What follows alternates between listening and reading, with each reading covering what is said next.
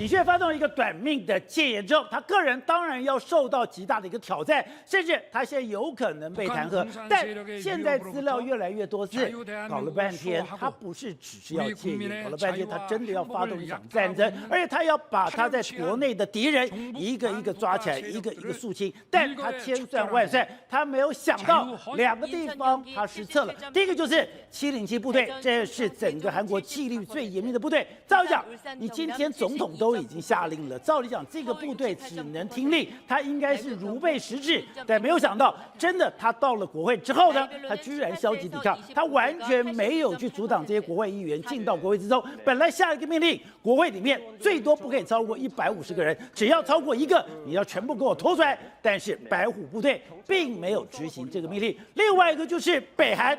他千算万算，他千想万想，他都没有想到这个戒严从头到尾这么久的时间，金正恩没有发一句话，连最喜欢放炮、最喜欢骂南韩的金宇镇也一句话都没有吭。难道北韩不在乎吗？没有哦，北韩在这件事情了以后，你看每日朝鲜有讲，南韩宣布戒严令之后，北韩总参谋部马上召集军方高层，而且马上将北韩的戒严层次拉到最高的等级。我们知道，南韩的戒严不到6个小时，但北韩的戒严一直维持了18个小时，代表北韩是真的高度戒备，北韩是认真的看待南韩的戒严状态。但为什么金正恩不敢讲话，金宇镇不敢讲话的重点就在于说，他们知道尹锡悦是玩真的。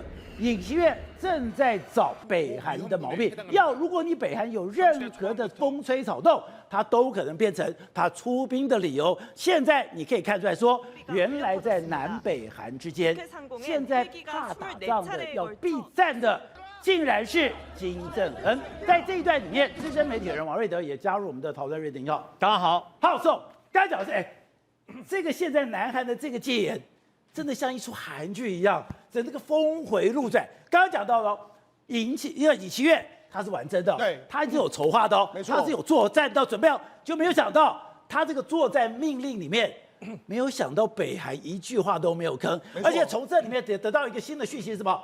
他们的707部队讲，我本来我到北韩的哦，对，而且他讲我到北韩的时候，他是有地图的哦，他是有所有的结构图的哦，搞了半天是他们早就做好了斩首金正恩的准备，而且在尹锡悦上任之后，这个白虎部队是秘密严密的在操练当中，所以你就会看到为什么金正恩、金宇镇在这一次的事件里面这么低调了。没错，上12月3号尹锡悦这个戒严令来说啊，宝姐，它是一盘大棋。什么叫大棋呢？因为在过去1年的时间，那尹锡悦民调一直不断的掉，然后他任命的人全部都被打回票，然后几乎他整个坐困在这个所谓陇山的一个总统，他几乎是命令不出总统府啊，动弹不得。他现在怎么办？他决定下一个险棋。什么险棋呢？我挑动跟南北韩的这个紧张关系，甚至打战之后呢，我可以宣布戒严。他真的要打仗？戒严之后呢，我可以把所有的国会议员抓起来就没有人来烦我。所以他其实原本是这样擘画的。可是尹锡悦敢玩这么大吗？他只能够这样玩，他只能这样玩，他没有下台阶了。好，那怎么办呢？所以呢，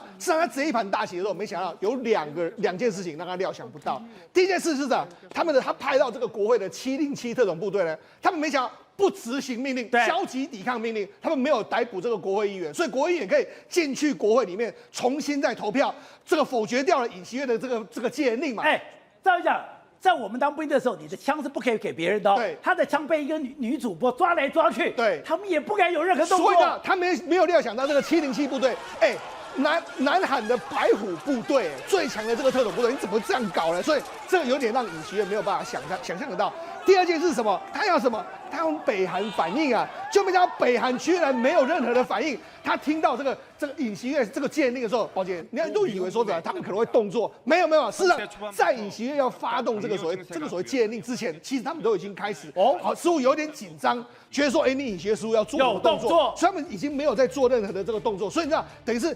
这个北韩的反应不如尹锡悦，另外一个就是他们的特种部队，没有想到居然是消极抵抗的一个状况。好，但刚才讲的是北韩在这个时候，他们真的感觉到说南韩是要打仗的，对，因为南韩在之前已经下令他们的参谋本部说，你把我这个北韩来的任何东西哦，气球也好，任何东西也好，只要你敢越界，我就全部把你打下来，甚至我可以对北韩的方向来鸣枪，我就是要制造局部的冲突，就没有想到金正恩全部都忍了。而且那他是学谁的？他是学纳坦雅胡的嘛？纳坦雅胡这样之前是不是快要倒台了？对，你看他现在打到现在为止，他现在怎么样？对哈，他越来越好了，所以他也是想要玩这一套，反正我就挑起跟北韩的这个紧张的局势嘛。一紧张之后，搞不好我是战时总统，我会完全不一样啊。所以呢，北韩第一个时间敢玩这么大，他戒严之后，北韩第一个时间非常非常紧张，那如临大敌。你看。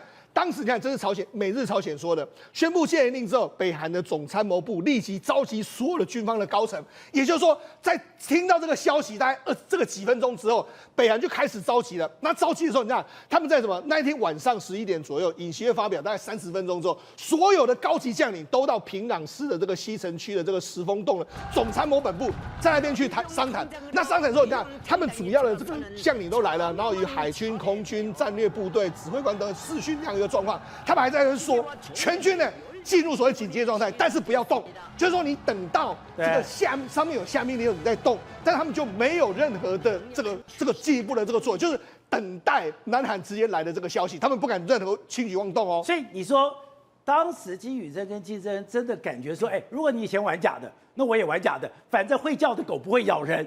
现在这个狗会咬人了，我就不叫了。好，那除了这个进行这个全军的这个所谓参谋本部的这个会议之外，它有什么国家安全保障部，还有社会安全部，马上有开始紧急，所以他们不是只有军方，还有这个社会的，还有国家安全，全部都动了起来。动了起来之后，那宝杰那很有意思哦。那在这一次的这个戒严令之前，其实北韩每天的国家新闻都在笑什么啊？尹锡悦连这个你几乎是令不出总统府啊，你随时面临被罢免、被弹劾的状况。从12月3号之后一句话都没有了，没有任何的报道了。所以你说尹锡悦在戒严之前，对北韩每天冷嘲热讽尹锡悦，是。可等我喊戒严之后，对，北韩屁都不敢放一个了。为什么？因为他觉得，我跟他讲，尹锡悦或许他不会这个再次这个宣布戒严，但是他有没有可能打北韩？不是不可能啊。所以他现在北韩开始很紧张啊。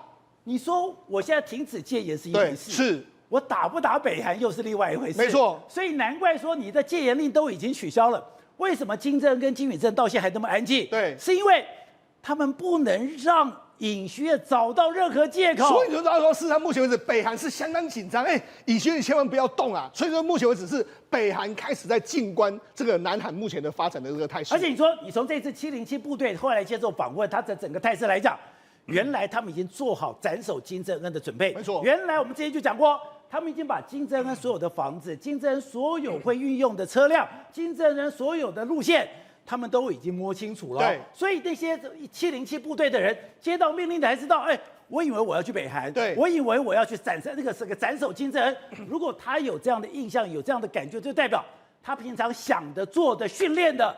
都是这个，没错。目前为止，越来越多报道出来，就是他们去访问当天的这个进行这个707部队的所有人士，他们的阵容是这样：他们在那一天晚上说，原本他们就在演训，而且都穿着全军的全副武装的这个部队的这个衣服，然后就说，到了这个傍晚时间，就说我们现在要出动到北韩去。所以他们有些人呢，你看已经机密行动开始，所以他们就开始这个出发，坐了这个直升机，然后抵达。他们原本会认为是抵达这个北朝鲜，就没想，他们觉得越来越不对，飞往什么？没有往北飞，飞到这个如意岛之后就往下坠，往下这个降落。降落之后，他们发现到时候降落在国会山庄、国会这个地方，所以他们无法接受，就是说，我原本的训练是要来打这个北韩，那怎么会来这个地方？然后他就说，这个为什么他们，你又觉得他们好像很拉惨。第一个，他们没有很全力在那边保护，然后再来就是说，他们好像不是很了解。他们就说，因为他们原本不是在这个地方啊，他们原本是要去北韩这个地方，他们对于国会大厦里面，他们不是很熟悉，因为他们没有演练过。他们只有演练过什么？停在国会那边是 OK 的，因为他们原本就是练习停在这个国会旁边的一个这个地方空地，他们有演练过。但是进到国会之后，他们完全没有任何的作为，所以等于是他们到那个地方，他们也发现说不是北韩，是在国会的时候，他们就开始消极的这个抵抗。而且他们提到说，现在要我们把国会2栋大楼全部给清空。对，他说我没有这个建筑图，我也没有路线图，我也没有地图，我是临时用这个 Team Map 来这个处理。对，可是这个反过来讲，如果我今天打亲嘴，我就要去北韩，那我都已经做好准备。代表北韩里面的建筑图、北韩的地图，对，他们都有了。而且事实上这就是军队抵抗。你以白虎部队的能力来说，多少人他都可以赶走了，他就是等于是放这个所谓放任让你们进去这样一个状况。好，那除了这个之外，你可以看当时的这个在那天晚上的时候，你看他们有发到这个简讯给所有707部队所有人士，他们说了，第一个，你看他发了的北朝鲜威胁。该部队正面临来自朝鲜的威胁，可能需要乘坐直升机执行实际的任务，表示情况严重。所以就说，你看朝鲜的威胁，然后还说，如果我真的发生事情的时候，我们不考虑任何状况，会直接调动707，也就是说，你们707部队随时准备好，准备好之后没多久，他们就坐上直升机就到了这个国会去了。所以呢，当时的这个国防部目前已经被抓了这个前国防部长金荣显，的确下了这个命令，给当时的这个参谋本部的这个金秀明就说，反正呢。你只要有北韩的气球来，就马上把它开火，把它打掉。打掉它用意是什么？挑动北韩，就没想到北韩没有任何的反应。也就是说，事实上是北朝鲜还有他们的707部队坏了尹锡悦整个这个大旗的这个状况。好，对的。南韩的检察官现在已经确定，你现在尹锡悦是犯内乱罪，你犯内乱罪，现在跟你限制出境，限制出境。刚刚讲的整个韩国的政治斗争当然即将的展开，可是即将展开，我最惊讶的是，他们真的准备打仗。而且他们的白虎部队真的这么厉害，而且他们白虎部队刚刚讲，我带的这个夜视镜，我所有的准备，我的枪支，他们都已经为斩首金正恩做好准备了。你知道为什么尹锡悦会这次会搞得虎头蛇尾、一塌糊涂吗？为什么？因为他做错了一件事。他要逮捕的人不是只有国会的议长，不是只有占国会超过半数的这个在野党的这个议员呐，他连自己政党的党魁也要逮捕啊。所以呢，我问你，如果你连你自己的政党的党魁都要逮捕的情况之下，谁会挺你呀？所以表示尹锡悦他这一次是玩真的。不过707这个特战部队的他的这个队长呢金贤泰出来那么开的记者会说，他当时是被下令，被他的这个陆军的这个特战这个司令呢下令每1-2分钟都打个电话来，要他们去包围这个国会的这个办公大楼了以后呢，事实上指定了一些包括我刚刚讲的在野党的党魁议长，然后包括执政党全部要抓，把这些人全部列出来嘛。那至于你刚刚跟我讲说这个白虎部队707部队到底强不强？宝杰，我们当兵的时候都会打一个举拳政权吧？对，你还记不记得这个政权这个举拳是哪里来的？韩国来的，这是韩国来的。这是蒋经国当时那么去韩国参观的时候，发现一件事。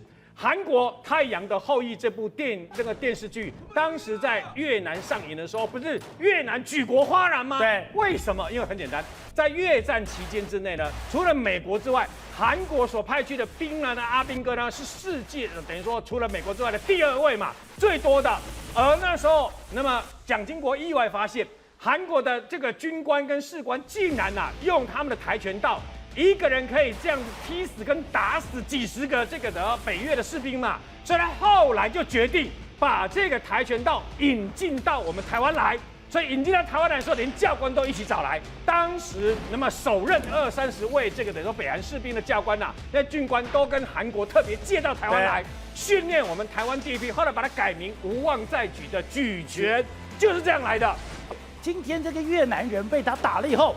是5脏俱废。你要知道他们当时韩国还把这个青龙部队、白虎部队这些当时打了以后的战果，甚至于照片跟相关的档案放在他们的这个等于说博物馆里面所以呢，那么蒋经国就觉得哇，这个部队这么强悍，这么能打就对了。但是也因为这样，杀了很多这个所谓越南的这个阿兵哥跟相关的士兵所以为什么太阳的后裔？因为太阳的后裔其实就是以707部队作为他的蓝本，你知道吗？所以这次为什么调派707部队去？大家的焦点不是说我们的梁山特勤队用的这个夜视镜只有1个镜头他们有4个镜头，那么这个夜视的角度更广更棒，一个这个夜视镜就价值120几万的新台币等等不是在这样。我告诉你，这次如果他真的707部队，如果真的那么完全听命尹锡悦的话，这些国会议员大概被杀光了。我讲坦白，就被杀光了。你的意思说，本来他要707部队进去杀人的。这个特战司令叫郭总根啊，郭总根下令是要他们这个等于说特战部队707部队呢，进到国会大厦进去里面，不准里面有超过150位的国会议员。超过了啊，超过了以后为什么？因为根据南韩的宪法规定，那么300位的国会议员超过一半就150位了以后呢，他们可以表决一半通过以后，那么戒严就要解除嘛。所以我只要让里面没有150位的国会议员，不可能有这种事情发生嘛。所以要进去里面拖。但是后来发现707部队的这些特战部队发现，我们意外介入了一个所谓的政争啊，你知道吗？党争跟政争啊。所以呢，他们事实上呢，后来就消极抵抗。有的人说啊，他们奈哈拉惨啦，什么爬个窗户，爬个那个。我告诉你啦，你可能同样动，不是有一个在野党的一个发言人是女主播吗？不能拉扯那个枪吗？我告诉各位，你知道有没有实弹？有，实弹放在什么地方？放在他们降落的那个直升机里面。如果呢没有把实弹带出来，他们并没有把真正的实弹带出来。那时候的实弹包括步枪5.56毫米的，也包括那个9厘米的这个相关的这个子弹的，都放在里面。如果他真的把这些步枪跟这个手枪的子弹带着，我问你，他如果真的杀的话，真的血洗这个等于说那么国会山庄的话，你以为凭这些老百姓、凭这些议员跟这些这个所谓的发言人挡得住707部队吗？可是我觉得尹锡悦，你要想这什么时代呢？你这军队怎么可能被你这样用？问题就在于尹锡悦误判情势，为什么呢？他误以为，尹锡悦不是，我跟你讲，他是这个检察官出身的，检察长出身的，他误判情势，他其实本来要趁这个机会，一举就把这些异己呢，甚至包括自己看不爽的这个等于执政党的主席，一举把他群拿起来，全部抓起来。为什么？尹锡悦这个名单不是临时突然间想到的，早就懂。真正要保护的是他太太，你知道吗？他太太收人家的这个什么名牌包，收人家乌龟脖一大堆嘛，所以呢，他拟了一个名单。我就告诉各位常常上节目的这些大家这些政论名嘴，对不对哈？还有这些网红，大家小心一点。尹锡悦下令707特战部队要抓的里面的人，包括网红在内，假的，包括这个叫做金鱼俊在内。那为什么金鱼俊这位网红他下令要抓他？不过他很聪明，他一听到不对了，听到戒严，他马上开车出去，开了整整1个晚上，不敢回家。为什么呢？因为他有朋友打电话给他说，你被限制出境了，然后呢707部队现在在到处搜捕你啊，要抓你。为什么？因为他在政治评论的相关的电视里面呢，常常刁这个尹锡悦，所以尹锡悦恨之入骨，就要抓他，一直等到尹锡悦这个戒严解除了以后，这个金宇俊呢才松了一口气，终于敢现身回家了。好，吴董刚才讲的，你这样讲，世界是一盘棋。上礼拜在讲说，尹锡悦就是要一场战争，而且这个战争其实得到美国的支持。我当时想，怎么可能？现在看起来真的这样，而且更妙的是。北韩之前多凶啊，在戒严之前每天骂尹锡悦，等尹锡悦真的翻脸了，真的搞戒严了，金宇镇、金正恩到现在一句话都不敢说。不，今天讲不是要戒严，他要打仗。打仗，这已经现在慢慢资讯越来越多了嘛，所以要调动部队了，给部队的指示了等等的动作，你看起来就是他就是冲着北朝鲜准备冲突嘛。那这个才有意义嘛？那这个戒严才有它的才有长期性啊。可这个真的吓到金正恩了吗？不，金正恩当然吓，因为你现在去看这个事情啊，这个事情当然严重的恐吓到金正恩嘛。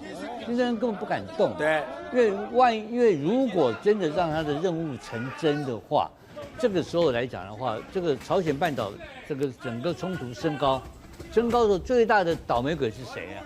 普丁嘛。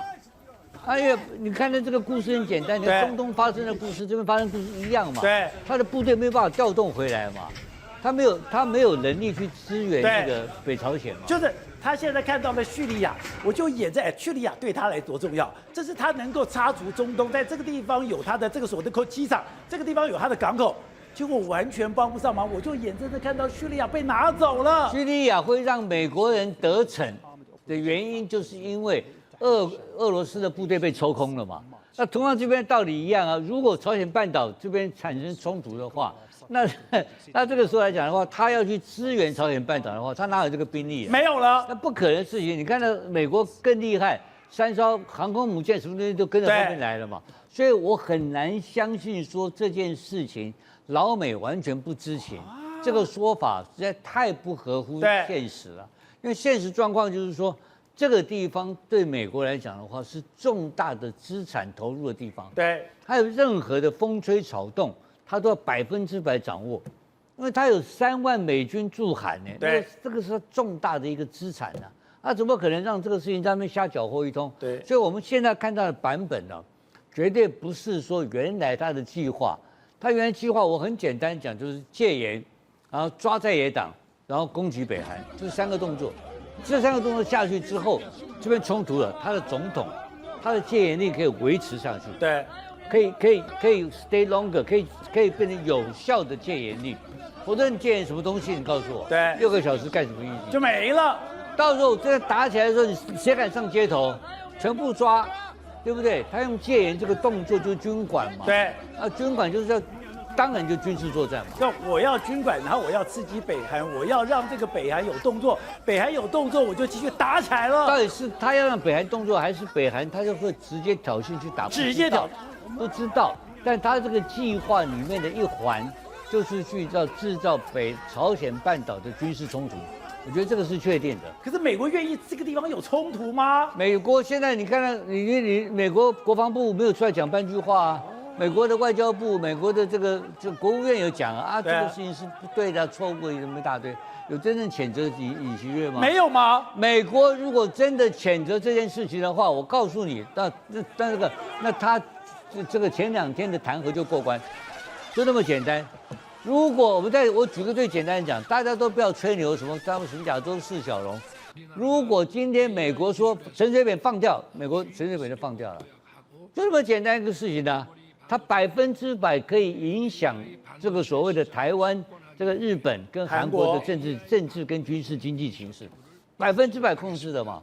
他这个不能100%控制的话，他在这边怎么玩？对，他投入那么多的钞票，那么大的兵力在这边投入，所以他这件事情，我认为美国是有把握在手上的。那这个北朝鲜没有上当，对不对？那我请问你，没有上当，有没有害怕？怕啦！那万一你怎么知道这个事情明后天会不会干？你说尹锡悦会不会？再问你很简单一个问题：金正恩还敢不敢再放气球？不敢了。不敢他一跳白了，我已经叫我的参谋本部把那个气球给打下来，所以我的参谋本部说这不符合我用枪的这个守则，然后这个参谋本部的这个所谓的参谋长还被臭骂一顿。对啊，所以他就是要闹嘛，所以尹锡悦的目的就是要闹事，就是要冲突嘛。那这个光是我想要冲突这件事情意愿表达出来的情况之下，就让川普加分嘛。川普是乐见的，当然他是谈判上的，你说川普是乐见尹锡悦这样搞的。他在俄乌战场谈判的时候，他现在已经态度很明确啊，你看到没有？他挺乌克兰的嘛。对，他为什么挺乌克兰？他去这个巴黎院的这个所谓的这个重启的这个典礼里面，穿着蓝色的西装、黄色的领带，就穿着乌克兰的国旗。可是他挺了嘛。他挺下去了嘛？为什么挺？那当然是交易成功嘛，对不对？交易什么？对，这就是地下矿产嘛，就是乌克兰的天然资源，将来的重建跟开发权，通通交给美国人了嘛。对，就那么简单。川普很现实，一定是计算机敲一敲啊，这个核给了去了嘛，那么就是中东干掉了。对，中东干掉以色列现在安全啊。对，整个从以色列还敢进到叙利亚了。从伊朗要最重要的运送这个所有武器，到时候真主党的路线全部切断，对，真主党从此就灭了嘛，没有了嘛，所以完全是一个崭新的一个中东局势。那这个理由在哪里？就是因为俄乌战场被拖垮了嘛，对，所以俄罗斯被拖垮了，俄罗斯没有余力去照顾他的这些所谓的这些小弟，他的这些他的这些追随他的这些卫星国嘛，没有了嘛。那这个道理一样啊。所以在军事上的逻辑，如果在朝鲜半岛有冲突的情况之下，这个是对川普在俄乌的谈判是有好处的嘛？怎么会坏呢？当然是好，因为我去弄你一下的话，你就昏倒。他这边有核子攻击潜艇，他有航空母舰，他真的给你搞一下的话，我问你我真的不相信说他这时候去搞北朝鲜，我不相信说中国会出兵呢。这个不是以前那个民国不是抗美援朝吗？不是抗美援不是，没有抗美援朝。这个是你北朝鲜跟这个俄罗斯的事情，因为你们去动了北韩部队啊。对，这个中国没有出部队啊，所以他牵制这个兵力的目的啦，我刚刚讲的很简单，第一个是真的是动手打，第二个是吓死你嘛。他战略上已经这个 deterrence， 这已经恐吓效果出来了。对，那你说普丁有没有讲话？没有，一句话都不敢讲。我看这个叫什么？你看吓人对不对？对，那可不可以变真的？当然可以，当然可以变真的嘛，我实力雄厚嘛，对不对？我给你搞2个船难，给你3-8线，给你过个打几个飞弹，怎么不能打？所以这些东西都是造成他极大的压力，就是川普对普丁极大压力，逼你同时在俄乌战场上一定要谈判。而现在新的谈判条件不断的由泽连斯基开出来的条件都是让普丁非常痛苦的条件。他的条件最新条件你看到没有？他的条件很简单啊，加入北约，不是你的4个州土地都给你，暂时给你，给了，不，他他愿意让土地让嘛，但是要有个条件嘛，北约保护剩下的乌克兰，他会不会同意？啊，当然不会啊！我的打仗的目的就是要让北约东扩停止，结果我弄了4个州过来，结果你北约到我家门口来了，不是更倒霉，对不对？他就是要让乌克兰当做一个缓冲带，对，结果你把北约直接进来，我是倒大霉了，他怎么不会同意这个事情啊？所以我没有加入北约，可是我接受北约保护。对，接受可是他土地给你啊，你不是要吗？你在你的4个州吗？乌东吗？对不对？乌东、乌南，我通通给你。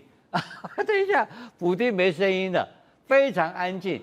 所以这个整个局势的大变化，都会在配合川普的粉墨登场的时候，新的花样越来越多。所以体会刚刚讲的，世界是100级，怎么会呢？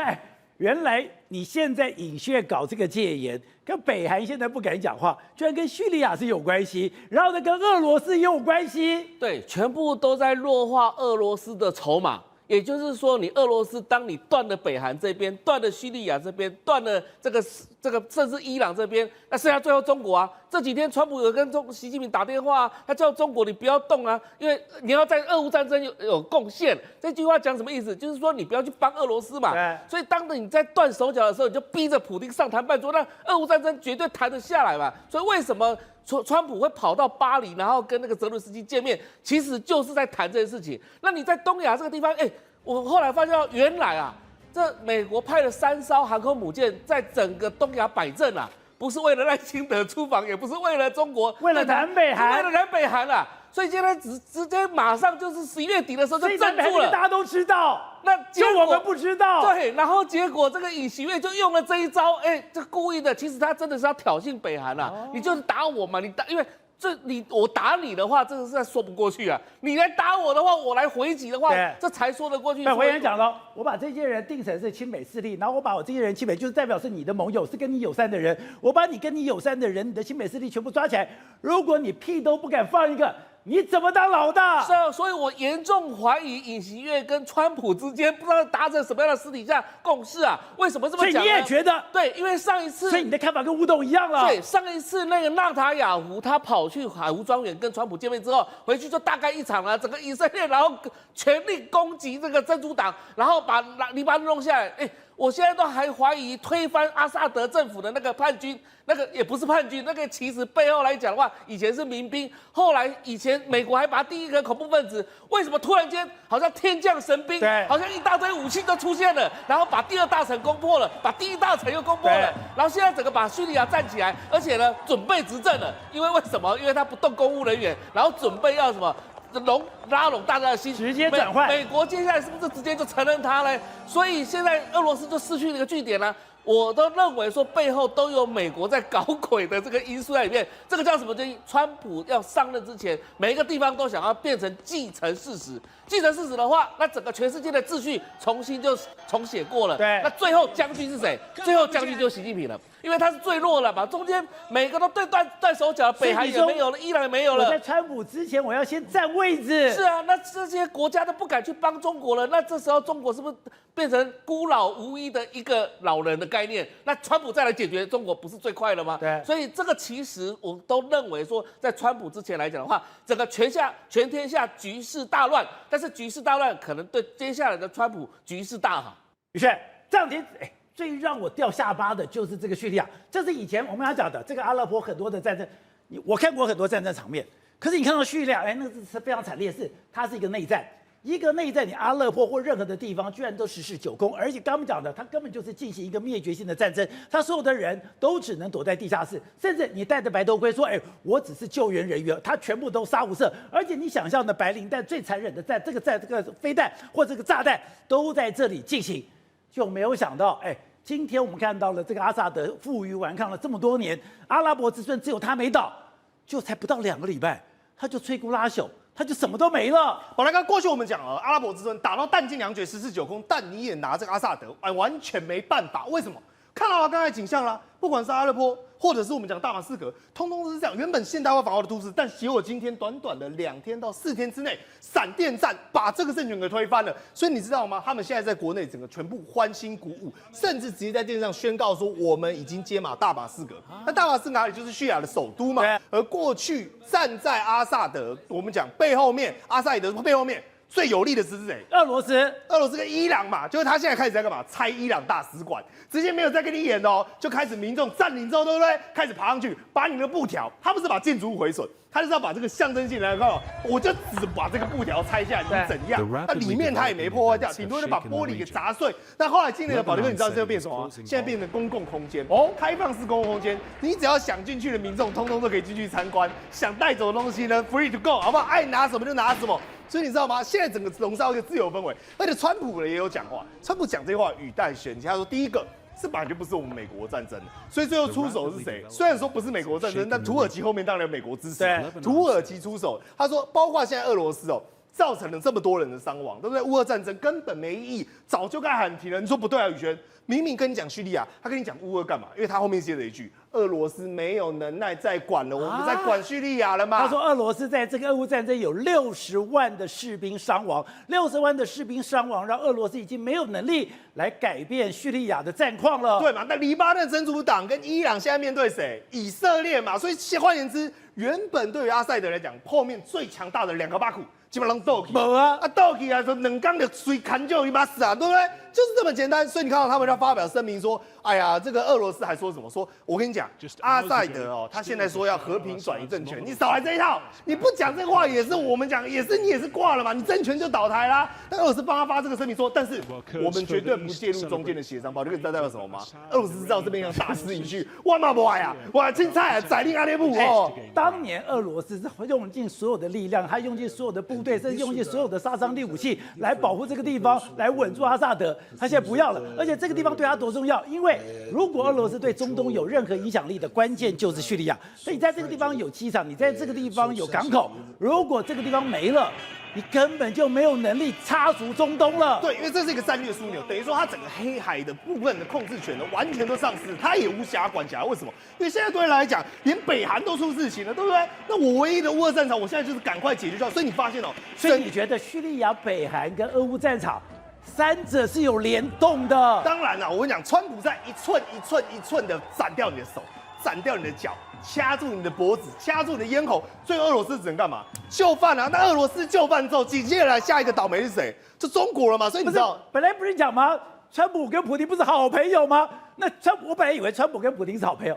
就川普跟这个川普居然跟泽伦斯基在法国见面，然后居然还穿了一个蓝色西装搭黄色领带。